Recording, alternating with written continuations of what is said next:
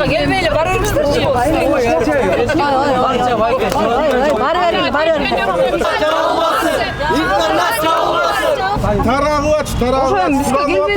Азыр автобусқа жүктөп алып кетебиз дейт да. Биз азыр жүктөп кеткенине макулбуз. 99% калп алда жерде документтердин. Ошон үчүн чырылдап ушунча эл келип атабыз. Такта Горький паркына эмес, ушул жерге келсек чыкпай кояткан, ошака барганда чыгабы? Мына эркек болсо 14 күндөн кийин жооп берем деген 14 күн эмес канча күн болду я айнанай. Эмне үчүн бул жерде мыйзам бузуу болуп атат? Эмне үчүн ошол биз жазган кайрылууга булар жооп бере албай атат? Алдар барбайлы. Үйүңөрдү алып алсынчы каждыйыңар, до конца чыгасыңар. Ал жер биздин үйүбүз. Балдардын келечегин ойлодуңарбы, ойлогон жоксуңарбы? Биз ошон үчүн кайрылууда жасап атырык, келип да жатырык. Эчтеке тыянак жок. Саламатсыздар урматтуу жалпы достор. Биз эртеден бери президенттик администрациянын алдында турабыз. Саат 10дон бери. Бул жерде чогулгандар Талас облусуна караштуу Бакайата районунун Чалдыбар мектеп интернатынын окуучулары жана кызматкерлери. Бул жака 20 күн мурда арыз калтырып кетишкен президентке, өкмөт башчыга анын жыйынтыгын бүгүн талап кылып келип атышат. Не чечим болду деп. Ал эми ал жердеги наразылыктардын башын айтып өтсөм, ал жер ушул Чалдыбар жатак мектебине Манас лицейи кошулгандан улам келип чыккан. Эртеден бери билим берүү министри доктор Гүл Кендирбаева өзү кабыл алганын айтты, бирок маселе ошол эле бойдон калууда.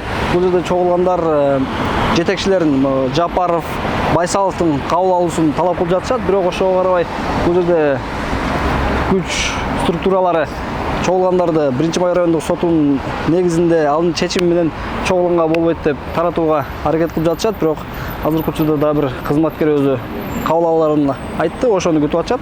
Көрөбүз эмне деген жооптор болот.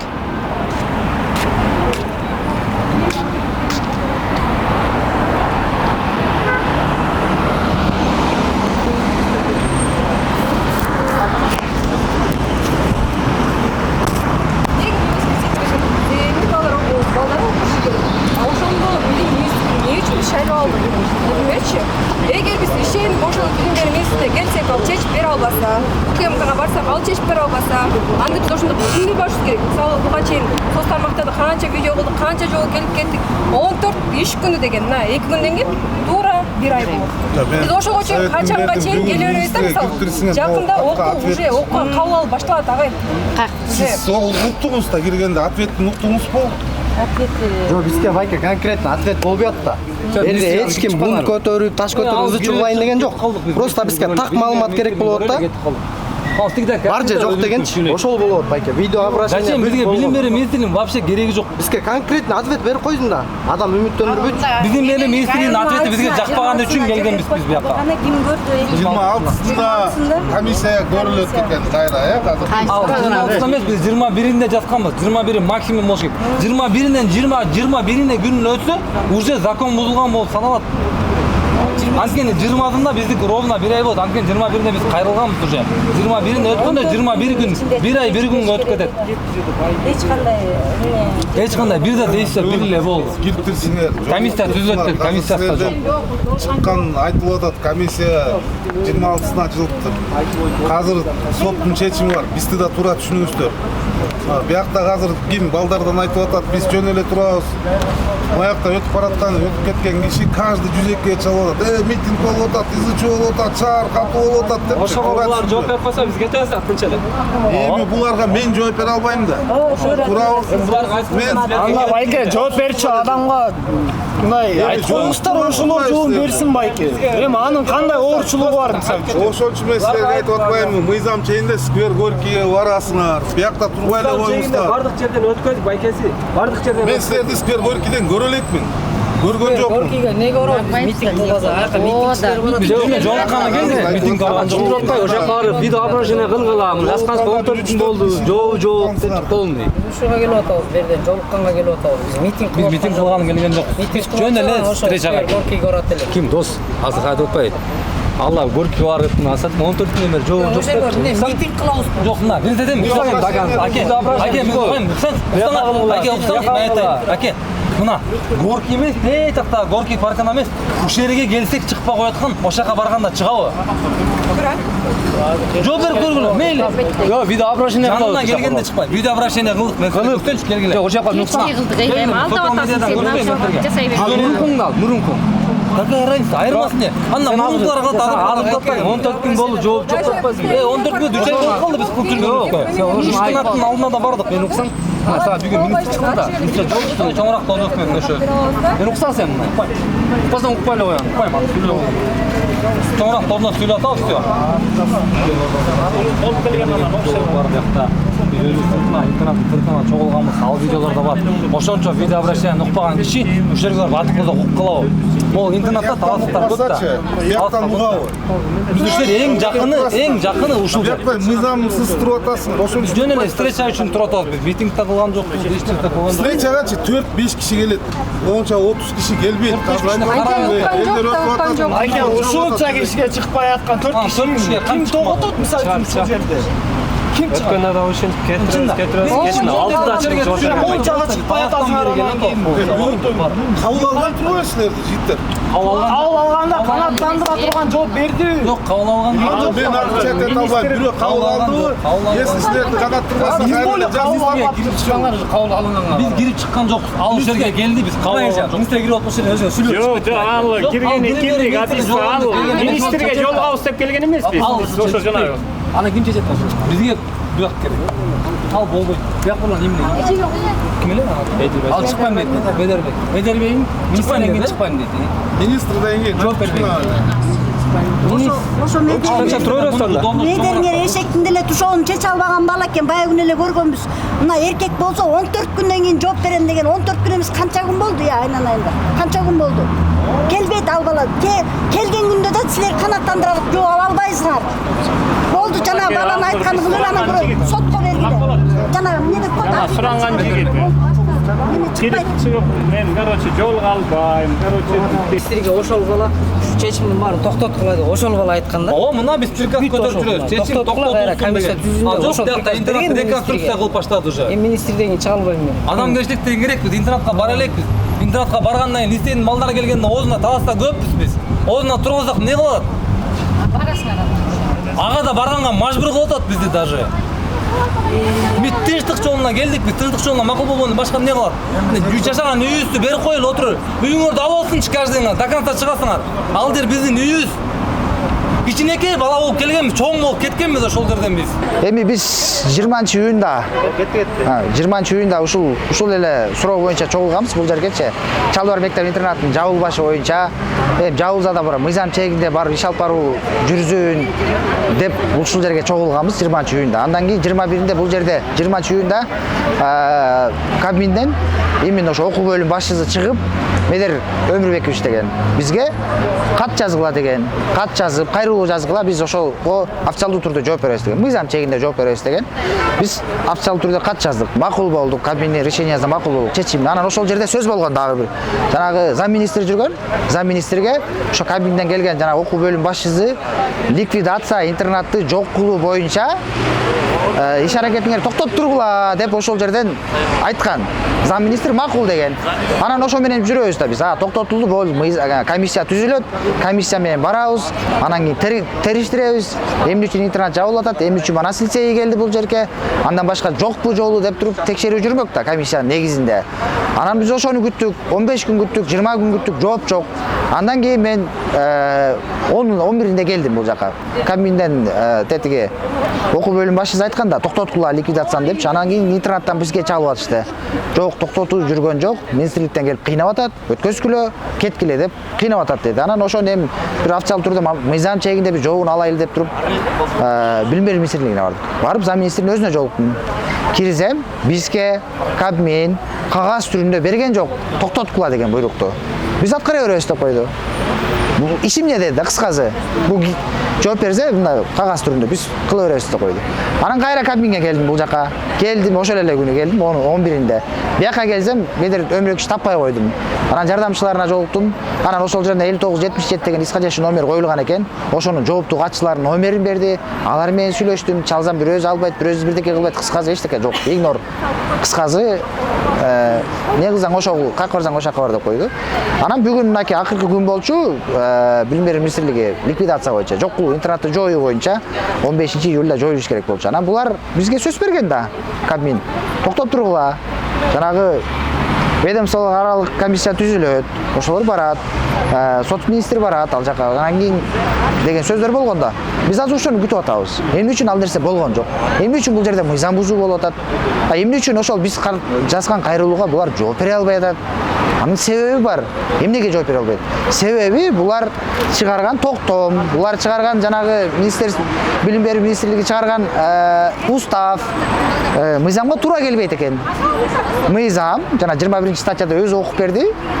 Жетим балдар мындай жерде болуш керек, тигиндей жерде болуш керек деп. Биз бүгүнкү күнгө чейин иштеген жанагы устав, биз бүгүнкү күнгө чейин Манас лицей бүгүнкү күнгө чейин иштеген устав бүттүгү ал мыйзамга туура келбейт экен.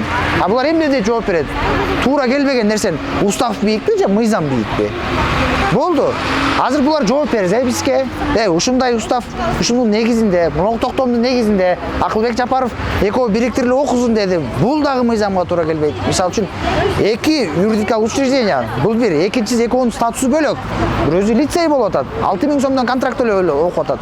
Булөр жанагы аскамдуу болгон мамлекеттен жардам алган окуучулар деп коелу. Экөөнүн бириктирген кантип болсун? Бул социалдык жактан карап келгенде баланын укугун тебелеби?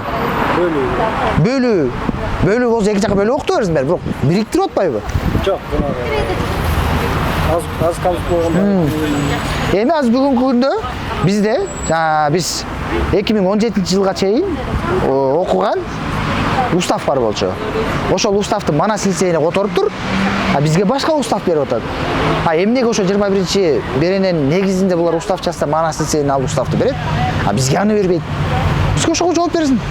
Официалдуу түрдө жооп берсин, мыйзам чегинде. Анан дагы биз административдик сотко кайрылабызбы, кайка кайрылабыз, прокуратурага кайрылабызбы, кагаз жүзүндө анан кийин кайрылуу кылабыз. Сиздер бирөө кирип чыксаңар ким калат? Азыр кирсе мен келсек бул ойлоп туруп да жана баягы эле медер дегенби же ушу Кабминден бирөө калып алат десек, министр, билим берүү министрин жөнөтүп коюптур. Эмне десе мен премьер министр буйругу менен келдим. Бизге премьер министр кереги жок. Түзөтүс каршы ошол. Бизге сот министри керек. Социалдык өнүктүрүү министрлиги керек болчу. Ошол менен билим берүү министри экөөнү отургузуп, андан кийин бизге тегерек стол түзүп берсе, биз өзүбүздүн жарандык укугубузду, ошол интернаттын, ошол жерде окуган жетим балдардын, ошол жерде окуган жана аз камсыз болгон үй бүлөлөрдүн укугун коргой алабыз. Министр жолукканда эмне деп сөз айттыңыз? Министр жолукканда биз жабабыз силердин интернатыңарды деп эле койду. Силер баягы Кыргызбайский жолго салбагыла деп койду. Анда Кыргызбайский жол 94-жылдан бери, 95-жылдан бери эмнеге иштеп атат анда? Ошодон бери эле караш керек эле да. Бул Кыргызбайский жол эмес. Ушул убакка чейин ушул устав менен иштеп келген. Эгер ошол устав мыйзамды төбөлөбөй турган устав боло турган болсо, бул министрдин айтуу боюнча түзүлгөн устав мыйзамга жооп бербей атат дейт. Анда бардыгын бирдей кылсын анда. Билим берүү баарына тегиз да, туурабы? Социалдык каржылоо баарына тегиз, туурабы? Адамдын укугу баарына тегиз. Анда ошондой кылып жооп берсин бизге кат жүзүндө. Болду. Мындан кийинки кадамдарыңыздар кандай? Мындан кийинки кадамдар ошо азыр бул жерге туура премьер министрдин өзүн талап кылып атабыз. Өзүнө жеткизишибиз керек. Андан кийин эгер официалдуу түрдө жооп берсе, анан ошол жерин карап чындап эле мыйзам чегинде тим эле бир түптүз дыкат иликтенип кылынса иш, анда биз макулбуз.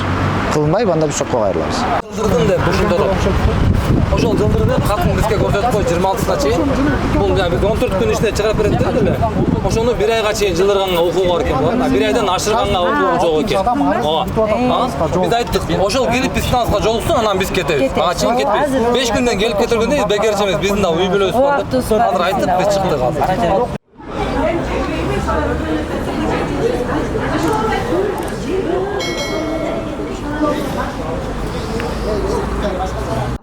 Мени обращение кылсаңыздар, бизге көрүп кийип ошо жака бизге көрүп кийген кылсаңыздар бул Бияктан болбойт. Бир майстрдын соттун чечими бар. Эки барактан. Мен силерге түшүндүрдүм бир жолу, ар бир айтып.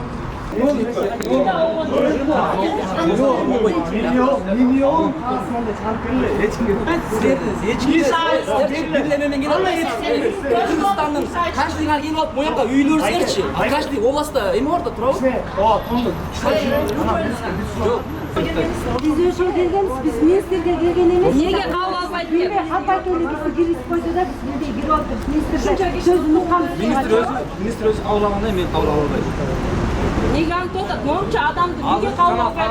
Мен чыгартырып айткан эмесмин. Ушунчалык зачем ушунчалык 200 үйлөнүп калпайтып кыргызсыңар го. Силер деген мында сөз бергенсиңер да защищать будем деп. Элдер чогулган боюнча деп мен заявленияңызды билбейм. Туура, силерге кошулабыз, туура. Бирокчу биз 20-сында келип кайрылып таштап кеткенбиз. Силер өзүңөр милдетиңерди, өзүңөр кызматыңар кылып атасыңар, силерге кошулабыз. Анан биз дагы өзүбүздүн кайрылуубуз бар болчу. Ташиевке таштаганбыз, билим берүү министрлигине. Анан Шакиев, Нурлан Шакиевке спикер ошого таштаганбыз да. Акылбек, Садыр Жапаровго таштаганбыз. Биз ошонун эле жыйынтыгына келгенбиз. Медер өскөнү эле ошол бизге жолго эле берсин. Министр бизге жолукту.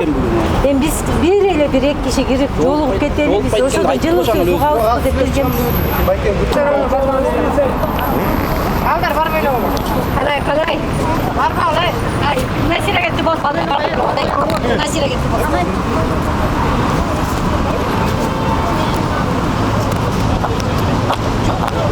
Жака келбейле бар бериңиздерчи.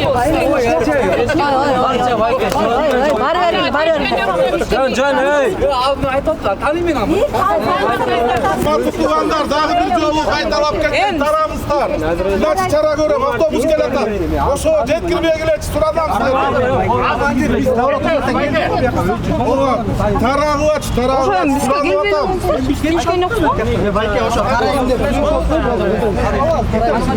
Жок, силерге эмне кылып атабыз? Элдер чалып атат,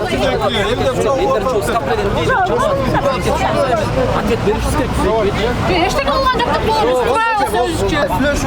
Булар айтканда эчтеке чечпейт, булар жөнүнө меме кылып атат. Бизге эскертүү беришти. Кандай бул? Коркутуу эскертүү мынтип атат да. Берде мугалимдер бар.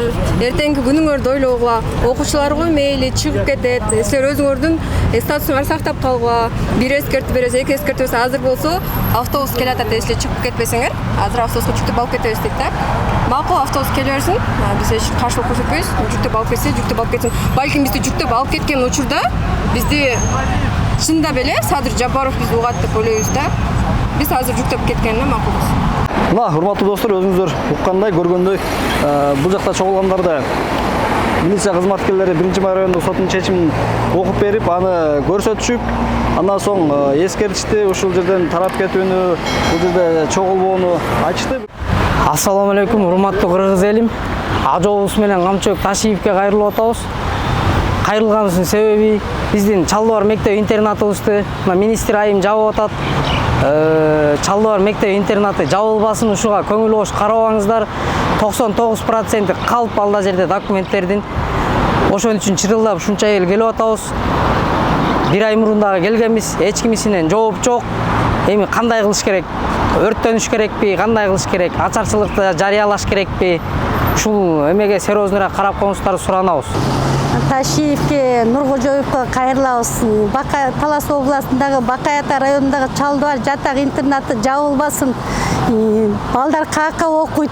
Балдардын келечегин ойлодуңарбы, ойлогон жоксуңарбы? Биз ошон үчүн кайрылуу да жасап атырык, келип да жатырык. Эчтеке тыянак жок, 3 жылдан бери көздөй. Интернат жабылбасын, интернат жабылбасын.